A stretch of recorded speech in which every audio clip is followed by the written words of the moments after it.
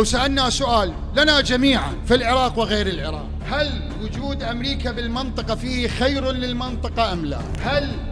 خروج أمريكا من المنطقة فيه خير للمنطقة أم لا؟ يعني ببساطة نقولها: أمريكا اللي هي كلها قواعد عسكرية وفساد وفحشاء وجندر وإفساد وتمكين المرأة على الرؤية الغربية وتدخل وسرقة ثروات وهيمنة على النفط وسرقة الأموال وأمن واستخبارات وهيمنة وطائرات ومتحلق في المنطقة براحتها، هل هذا أفضل للمنطقة أم أمريكا؟ waxaad maqlaysaan waxaa waaye qaylo ka yeedhaysa reer ciraaq oo qiyaadadeedu ay ka qaylinayaan dhibaatada maraykanku uu ku hayo mandiqada sharqiga ama aan idhaahdo middle east sharqil awsat. soo dhawaada mar kale walaalahay, waa walaalkiin axmed jawhar, jawhari media. haddii aanad nala soconin fadlan subscribe-ka noo taabo, nala soco waxa aan kuu soo gudbinayna insha allahu tacaala. aad baad u mahadsan tahay. waxaa la soo warinayaa xalay toole inay iiraan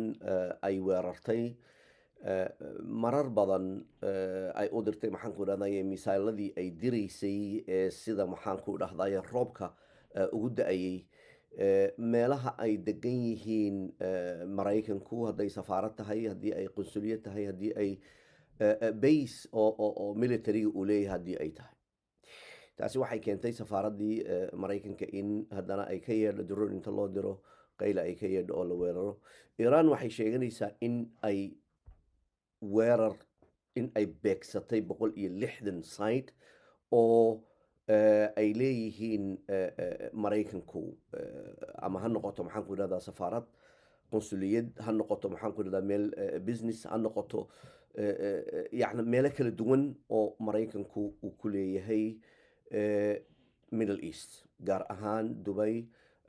imaaraadka iyo maxaan ku dhahaa baxrayn.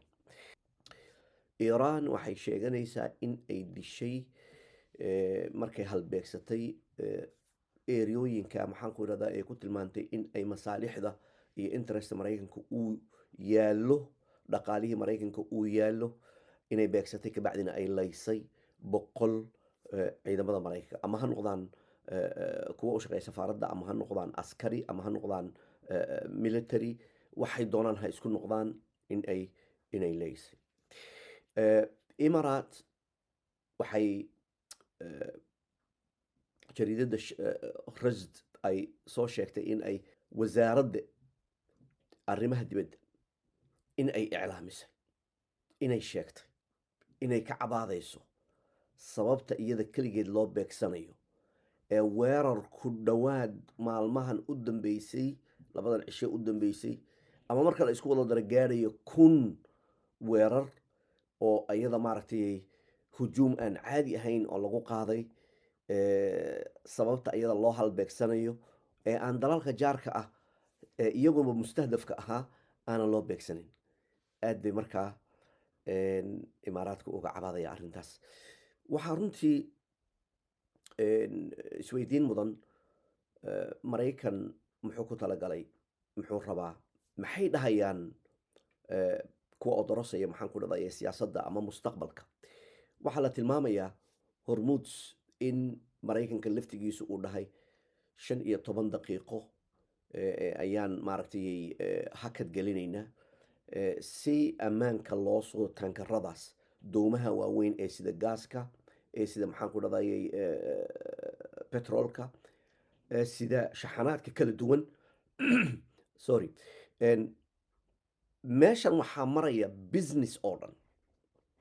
hadday raashin tahay, haddii ay tahay maxaan ku dhahdaye gaaska aan sheegayno, haddii ay tahay oil, haddii ay tahay petrolka, haddii ay tahay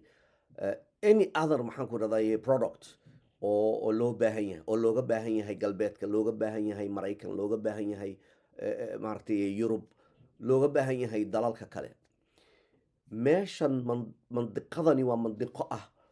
mandiqo businesska caalamka uu ku kala goosho, waa ubucdii ama meel dhexaadkii caalamka ku kala gooshayey ee waxa caalamku maanta u baahan yahay in uu ku shaqeeyo, oo ay ugu horeyso gaaska iyo maaragtay iyo bensiinku kasoo baxo u soo maro. iiraan waxay sheegtay ay tiri haddii ay cidi isku dayda inay meeshaas soo marto waan dejinaynaa, waan dhaadhicinaynaa. macnaheedu waan weeraraynaayo waan maaragtay qarxinaynaa. Trump oo ku soo baxay markii labaad electionka in uu noqonayo nin nabadeed, in uu noqonayo nin waxdada ka shaqeeya, unifier, yacna in uu ummadda isku keeno, uu heshiisiiyo Putin iyo maxaan ku idhahdaa Zelensky, Russia iyo maxaan ku idhahdaa Ukraine uu heshiisiiyo, Israel iyo Gaza uu heshiisiiyo, Pakistan iyo Hindiya uu heshiisiiyo, dalal caynkaas ah oo conflict uu ka dhexeeyo inuu heshiisiiyo. laakiin muxuu noqday? wuxuu noqday termigan marka hadda la doortay in uu si indhala-aan ah uu u raacay ballamo ay la galeen Israel ama tahdiidaad ay ku sameeyeen kabacdina uu raacay. tahdiidaadka maxaa ka dambeeya? waxaa la tilmaamayaa Epstein files in laga hayo faro, maadaama uu ninkani nin baayac mushtara u ahaa, businessman oo kala caddaaday oo caalamka cid walba maaragtay iyo meel walba aadi jiray, cid walba ku xidhnaa, sharikaadkiisu caalamka ay maaragtay meel walba ay jireen. faylal baa laga hayaa. faylashii waxaa gacanta ku dhigtay oo haysa Israel. sida la sheegayo dabcan tahdiidaad iyo ballanqaad, haddii aad waxa aan rabno noo samayso oo aad fasho sida aan anagu kugula talinay waad badbaadaysaa, waanad sii joogaysaa. haddii aad diidana waa hadda yaa weylak yaa weylak. marka runtii faylasha qaarkoodna waa la tusay oo dabcan dee indhihiisu ku arkay, kabacdina arrintaasi waxay keentay in ay ku beerto walwal aad u tiro badan in uu waayo powerka iyo awoodda. madaxweyne bilaa powera muxuu meesha ka joogayaa? naf ma laha. waad ogtihiin marka isaga oonan afarta la socota mooyaane, isaga oonan congresska ka qaadan aftad ah inuu dagaalka galo, ayuu dagaalka galay. si indhala-aana ah ayuu dagaalkan u galay, mana filaynin dhowr arrimoodba. iiraan inay awoodda intaa leeg ay leedahay muu filaynin. labo, muu filaynin in ay soo dirayso iska caabinta iskada, in ay soo diri karto intaasoo misa. saddex, muu filaynin isaga laftigiisu bahashan roobka lagaga dhigay wixii uu iskaga qabanayey ee uu isaga caabinayey interceptionkay inay iska qabtaan, cirka ay ku baabi'iyaan inta ay haysteen. nin mas-uul sare ah ayaa sheegay inay bishii iyagu 6 soo saaraan, bishii inay 6 develop gareeyaan ama produce gareeyaan. iiraanna ay bishii missileska, ballistic missileska ay samaysato bishii 100 xabo. macnaheedu waa hadal soo fakaday oo siinaya cidda kaa soo horjeeda libinta siinaya. adiguna aad is leedahay maadaama oonad ku talagalin, maadaama oonad isdhahaynin cid xoog badan baa maaragtay ama ciddaan la socota ama iyagaaba maaragtay iska kaa caabin kara. arrintaasi khalkhal tiro badan ayay maaragtay shaarica maraykanka ku beertay iyo siyaasiyiinta. waxaad ka warqabtaan shalay toole in uu ninka Tucker la yidhaahdo ee wariyaha weyn ah ee caddaanka maraykanka ah uu tilmaamay in dadka qarxiyey maxaan ku idhahday Ramco in ay ahaayeen Mossadka, in laftigooda kuwa rabay in ay wax qarxiyaan la qabtay oo ay ku guuleysteen qabashadeeda dowladahaas khaliijka ah. taasi oo marka ka dhignayd in la isku diro, haddii ay tahay meel laga soo saarayo bensiinka, haddii ay tahay meel residential ah, in la yidhaahdo label iiraan lagu nabo oo ah in ay iiraan tahay midda baabi'inta ummadda maxaan ku rahday khaliijka muslimiinta ka shaqaysa inay tahay. wixii oo dhan baa soo baxaya. waxaa soo baxaya oo runtii cajiib ah, niman ahaanayay maariinka maxaan ku rahday maraykanka u shaqayn jiray dhinaca kale ciidanka infantryga u shaqayn jiray oo senior ahaa waa idinla wadaagi doona hadduu alla yidhaahdo insha allah inay tilmaamayaan in maraykan la haysto oo maraykan uu yahay maanta isagu uu yahay occupied sababta oo ah waxay tilmaameen cidda haysataa waa ayo waxay dhahaan waa ipac baa haysata waayo ayadaa waxaan oo dhan ka dambaysa marka ay 200 oo milyan ay ku siiso si aad electionka u soo baxdo oo lagu doorto oo aad dadka afka uga jajabiso ha corruptionka waxa ku ka bilaabaa marka kabacdina waxaad fulinaysaa waxa ay fuli ku yidhaahdinaysi ha soomaalida soo oran jirin af xun xisho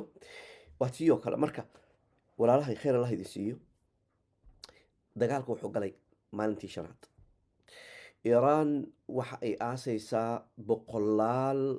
ku dhintay dabaqyada residentialka ah ee la taargad gareeyey ee dadka lagu laayay ee masaakiinta ahaa ayay tacsidoodii iyo mooninkoodii iyo aasitaankooda ay ku mashquulsan tahay iyada oo sidaasi la eg runtii haddana dagaalka dhinac kaga jirto oo masaalada diraysa trump wuxuu sheegtay in uu baabi'iyey maxaan ku dhahday hawada inuu baabi'iyey raadaarka inuu baabi'iyey doomihii inuu baabi'iyey meelihii maxaan ku dhahday ka soo baxayeen misaaladii iyo ama saydadkii nuclearka in uu burburiyey inuu wixii oo dhanba uu si fiican ugaga takhalusay wuu claim garaynayaa marka wuxuu u sheegayaa jaraa'idka inuu waxaa sameeyey laakiin jaraa'idku maxay ogyihiin dhinaca kale waxay ogyihiin weli in misaalada ay soo dirayso iiraan weli in misailkaas soo baxayay in la hagayo macnaheedu raadaarkii in uu jiro oo u shaqaynayo okay su-aasha isweydiintana waxa waaye iiraan siday ugu suurtowday awooddan intan la eg in ay hesho ama ay samaysato dabcan gargaar waxay tilmaamayaan nimanka odorosaya siyaasadda ciidanka ama dagaalka waxay leeyihiin kow dabcan garab waxay ka haysatay oo dagaalkii israa'iil 12 cisho marka ay gashay Pakistan gacan bay u fidisay laakiin hadda si aynan gacan ugu fidinin maxay samaysay Israa'iil waxay samaysay Hindiya maadi intuu soo baxay ayuu Israa'iil yimiday markaas wuxuu dhahay waxaan u baahannahay in aad meeshan xuduudda aad ku leedihiin Iiraan ee dhinaca badda ocean ka xigta in aad maaragtay mashquul aad ka dhigtaan tii way sameeyeen waxaa kale oo runtii cajiib aad garan kartiin qubayla yacna just before uu dagaalku bilaamin ama ay dagaalka gelin 24 saacadood ka hor maxaa madaxa la isku geliyey Pakistan iyo Afghanistan si loo mashquuliyo cid kasta oo caawin karto Iiraan caawin karto laakiin waxaad ogaataa China in ay Iiraan u soo dirtay intaas oo maxaan ku dhadayay awood ama hub ah labo in ay siisay sida ay tilmaamayaan jaraa'idadii iyo maaragtay political analysis maraykanka iyo meelo kastaba jooga ay sheegayaan oo halkana aad ka daawateen runtii in raadaarka laftigoodu ay ku caawiyeen oo geedkan misaalkan socda ee maaragtay Tel Aviv iyo Haifa iyo aadaya maaragtay meelihii ilan Tel Aviv way gubanaysaa Haifa way gubanaysaa bankaray maaragtay wada hoos galeen waa yaaban yihiin runtii